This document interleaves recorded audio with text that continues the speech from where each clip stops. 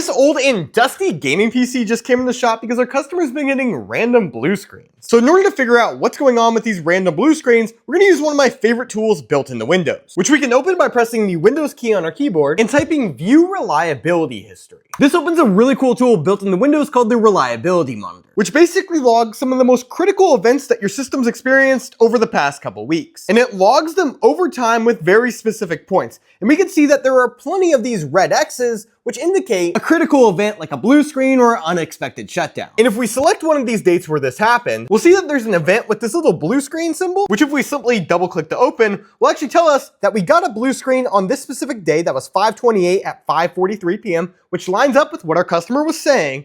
And it tells us what that bucket ID or the general idea of what's going on with the system, a memory corruption 1 bit, which this blue screen error is pretty obvious that we have a memory problem. And to make sure that error wasn't just a one-off, we can go ahead and find another. This one 2 days previous, and we'll see that we got the exact same memory corruption error. And although I'm pretty certain that we just have a bad RAM module, or maybe it's the fact that this RAM's installed in the wrong slots, we need to test these modules to ensure that's what's actually causing these blue screens. And the best way to do that is with one of my favorite tools called MemTest86, which I have installed in this USB flash drive, which if we just plug into the back of the computer, and then on the next startup, actually enter the BIOS by pressing the delete key and selecting that USB flash drive as our boot drive, this will automatically start MemTest86, which not only will load the memory to its full capacity, but it will also load the CPU to test the memory controller. And take a look at this. Less than a minute in, we've already got 2 errors. 5 seconds later, we're at 5 errors, which means more likely than not, one of these modules is bad. One big limitation of MemTest is it doesn't tell you which module is bad, and although technically the old RAM configuration shouldn't matter, some motherboards can throw some really weird errors if you don't have them installed in those primary slots. But unfortunately, even after switching to the proper primary slots for this particular motherboard,